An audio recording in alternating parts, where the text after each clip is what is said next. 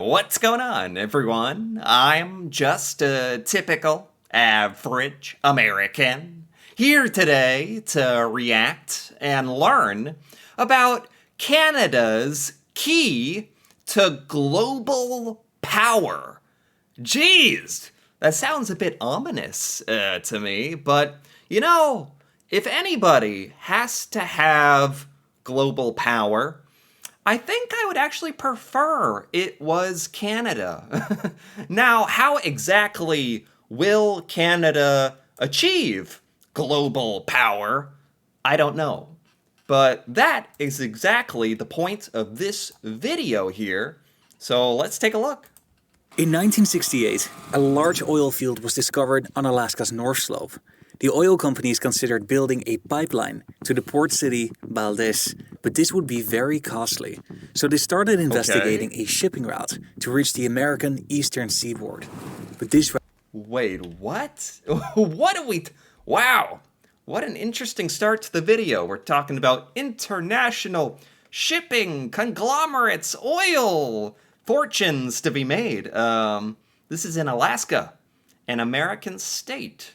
But somehow this is the key to Canadian global power? I see here. We decided to try to make an oil route through Canada. Very, very northern Canada, I see. I see. Canada is pivotal here. Pivotal here. Let's keep going. But this route had never been commercially used. They rebuilt an oil tanker to be able to withstand the harsh conditions of the north. If successful, the SS Manhattan would become the first commercial cargo ship to ever sail this route. In Oh, so this route, this route here. Investigating a shipping route to reach the American eastern seaboard. That route. Oh, let's roll it back a little bit. This route. Where are we trying to go? I have to admit, I'm a little confused.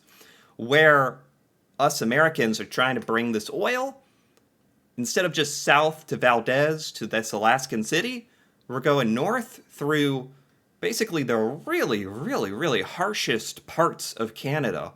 From the pictures here, it looks like this is all basically solid ice here.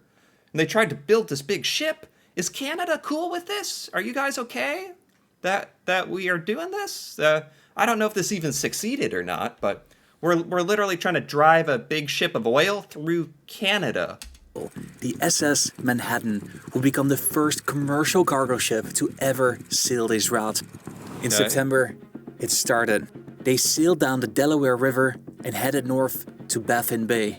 The waters were calm, conditions were good, and they reached Thule Air Base in Greenland without any issues. Oh my gosh, look at this journey. Holy cow. So this is an American oil company, right? But we're trying to cut through Canada so that it makes a little more sense if we're trying to go all the way from Alaska all the way around to the other side of the United States. Okay. But the real challenge started here. Upon entering the Arctic archipelago, they found themselves in one of the harshest conditions on Earth. Yeah. It's cold, windy, and there aren't any adequate emergency services. Right. But after several months of slow progress, they reached Alaska. Oh my God, they did this for months?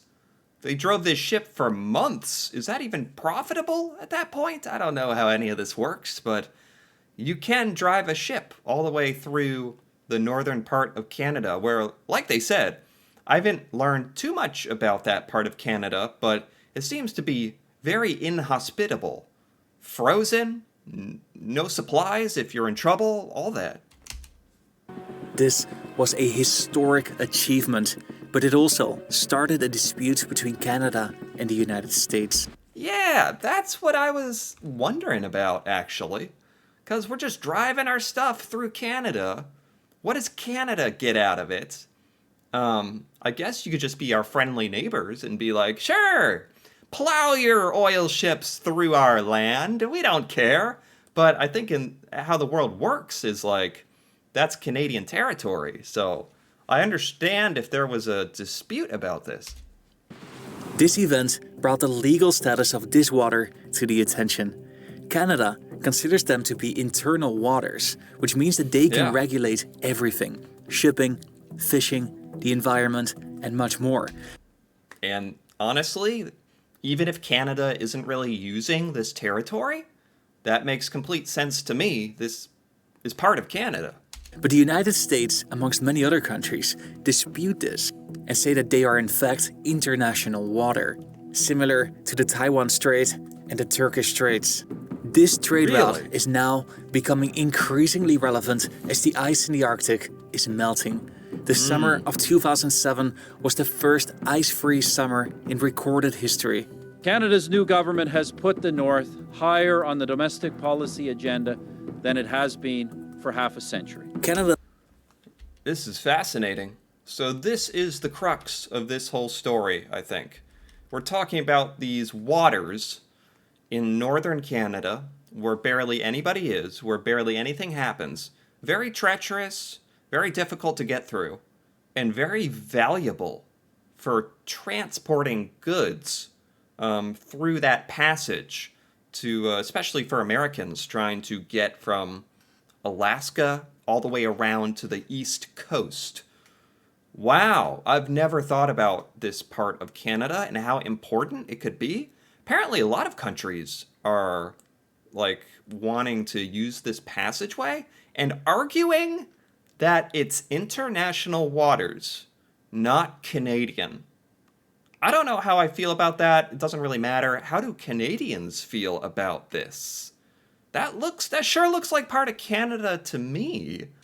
Canada's Prime Minister responded by announcing massive investments in infrastructure and shipping to secure their claim to the high Arctic. But the United States is determined to protect the freedom of navigation in the world's oceans. Wow, this is really like a USA versus Canada conflict. Let's call it what it is. Dispute? I had no idea. I think most Americans have no idea about this. I don't know if Canadians know about this. This really, really important part of Canada. Usually, no offense, the northern parts of Canada that are frozen, no one really thinks too much about them. If we're being completely honest, or at least I don't. Now I do. I wonder if this ever came to any sort of conclusion or agreement here.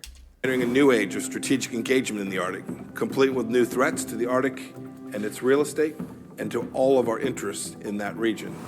We are potentially witnessing a revolution in global trade. This is Canada's key to global power with hindsight. It's called the Northwest Passage? Wow. Oh, that's the name of this channel? Hindsight. Yes. This seems like a very well done video. Yes.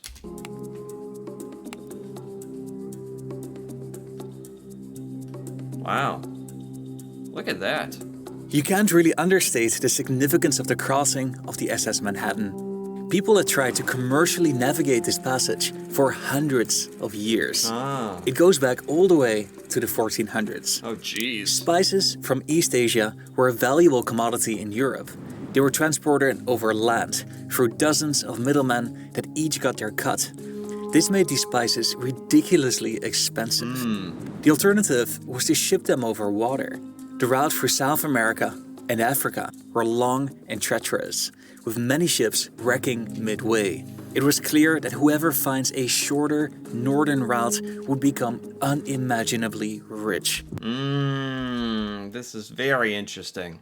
Again, a part of the world that's kind of slept on until everyone realized how valuable it was. And I can't even imagine this stuff like 1,000 years ago, how people were trying to do international trade and sailing these seas on their old rickety wooden boat. Maybe it wasn't rickety. Maybe it was decent for back then. But, geez, scary to think about trying to get through this Northwest Passage above Canada, like way back in the day. Many countries tried and failed. The best and the most respected captains in the world were put to the task, but no one managed to find a safe route. Until 1903, when Roald Amundsen made his attempt. He boarded this tiny little ship with 5 others, and in September that year, they left the harbor of Oslo.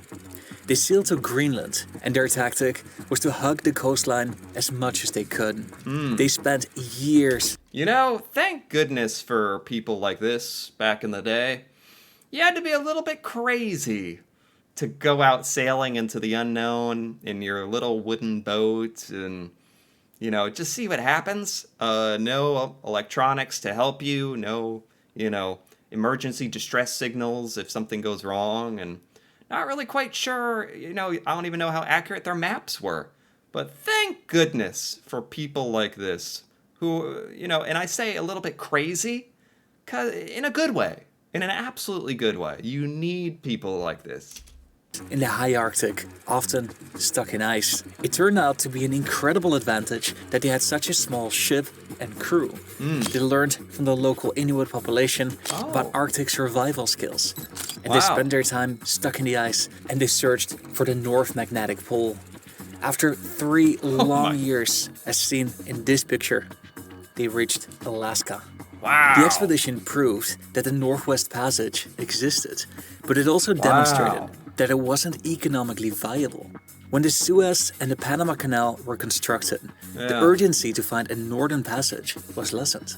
A ship that... Oh, man, I never realized how critical this Northwest Passage was. I didn't even know about this Northwest Passage, to be completely honest. Really important. Right through northern Canada. travels from London to Tokyo through the Panama Canal, travels about 23,000 kilometers. Okay. Going east through the Suez Canal is about 2,000 kilometers shorter. Oh, but the okay. trip through the Northwest Passage would only be 1,600 kilometers and would save 2 weeks. Wow. The Northwest Passage. It just seems so treacherous in comparison. Now I'm really curious about the modern day. Like, are people using this Northwest Passage right now, or because we're kind of back a little bit in history right now? But the unpredictability of the sea ice made it a pipe dream. The voyage of the SS Manhattan brought attention to the potential of this route, Yeah. but it didn't prove its viability. Yeah. That same ship tried again during the winter and failed, after which the oil companies decided to just build a pipeline instead. But Yeah, that makes sense, doesn't it? Just big pipes to transport the oil. No humans necessary, no boat needed. So they did try to sail this again and failed. So that leads me to believe maybe this isn't used all that much. the seed was planted. The event started much public debate, and the Canadian government responded by passing a law to regulate all shipping in zones up to 100 nautical miles of its Arctic coast. In other words, they made sure that the entire world knew that these were their internal waters. Yeah, and again, unless I'm missing something that I really can't think of, I don't understand why this would be international waters. Isn't this just part of Canada? The United States was closely watching, and they responded with this statement, We're watching. We're watching you. We're closely watching. saying, "We cannot accept the assertion of a Canadian claim that the Arctic waters are internal waters of Canada. Such acceptance would jeopardize the freedom of navigation essential to United States naval activities worldwide." America straight up sent a letter saying, no, you're wrong. This is everybody's water. On what grounds would that be true, though? The dispute was formalized. Canada and the United States have had amicable relations that withstood the individual agendas of political leaders. Yeah. This dispute was a sore spot. Yeah. For Canada, it mostly comes down to environmental concerns. They want to protect the fragile Arctic environment and the people that live here. They are mostly Inuit, and they are very reliant on this water, ice, and wildlife for their food supply. So it's not even that Canada is trying to be selfish. On the contrary, they're trying to help there are people who live out in this part of Canada, and they don't want it to be disturbed by all this industry and boats and all this stuff going through. So Canada is just trying to sort of protect this land and its original inhabitants, which makes total sense to me. The United States is mostly concerned with achieving maximum freedom of navigation, not just here. Yes, and maximum profit. In true American fashion. That's what it really seems. If we cut out everything, that's what it really seems like America is angry about. We're like, this could make us a lot of money. We want it. This isn't yours. Like, it kind of seems like that's what it's about. Here, but around the world. They fear that Canada's claim might set a precedent for other countries to do the same. Okay. For example, on the other side of the Arctic, there's another route, the Northeast Passage. This hugs the Russian coastline, and Russia is now rapidly militarizing the region. Russia is pushing rapidly into the region with aims to control it before anyone else. They're upgrading their Arctic military bases, expanding their naval weapon systems and their fleet. Like Canada, Russia claims that these are their internal waters.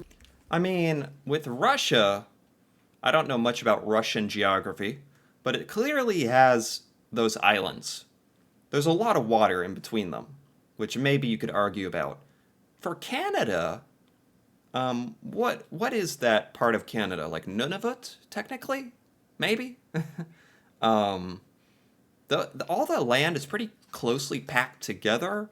There's not really any ambiguity in my mind. Where there might be here in Russia, but even still, it's just how it works. Like, countries own territory.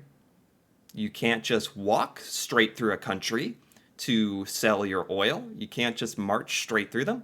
And just because it's water and it's connected to other things, so is land. You can't just walk through Russia or Canada trying to export your goods without expecting some sort of taxation or something. I don't know why the water would be any different, really. If the United States supports Canada in their claim, that could legitimize Russia's claim. Well, it is what it is. And the US was already aware of this in the 1980s. The dispute was more or less settled back then, when Canada and the United States signed this Agreement on Arctic Cooperation. Yeah, this is what should happen. Like, if there's something that we both want, we just need to come to an agreement. There's no need for this, baseless accusations like, that's not part of Canada. We just need to talk and come to an agreement, which thankfully seems to be what happened. It's only one page long, and it resolved some of the practical issues without solving any of the sovereignty issues. Basically, they agreed to disagree. But Canada still stands firmly on its claim, and they have compelling arguments. Yeah. The Inuit population that lives here has a long history with the ice and the water. Sure. This is their ancestral hunting ground. This is where they created cultures and generations of people. They are now Canadian citizens, and if they lose their sovereignty over this water, that would pose an existential threat to their traditional way of life and culture. Yeah, people live there. I kind of honestly forgot about some of that. That's another great reason. People live out there. That's their land. That's where their ancestors and their culture exists. You can't just take that away or turn it into a shipping route. Canada also has legal arguments. In the United Nations Convention on the Law of the Sea, in Article 8, it sets the conditions for the establishment of a strait baseline, which has the effect of enclosing as internal waters. Okay. In other words, Canada believes that the geography of the archipelago places all this water within its territory. Sure. The United States didn't sign this agreement. I mean, if America looked like this, if America looked like Canada, as an American, I would definitely say, that's America. That's our territory. That is our water. Like, people can't just go through it and expect us to not say anything. So that's why I feel like I really empathize with the Canadian point of view here. Agreement. But they cite another article that says transit passage applies to straits which are used for international navigation. In simple terms, if the straits are used for international trade, they should be considered international water. And many vital choke points around the world are international water following this same logic. Okay, well, if there's some kind of international agreement that Canada is a part of, that's a different story. If Canada is a part of this international cooperation that these trade passages are technically international water, then they're international water. If Canada agreed to this.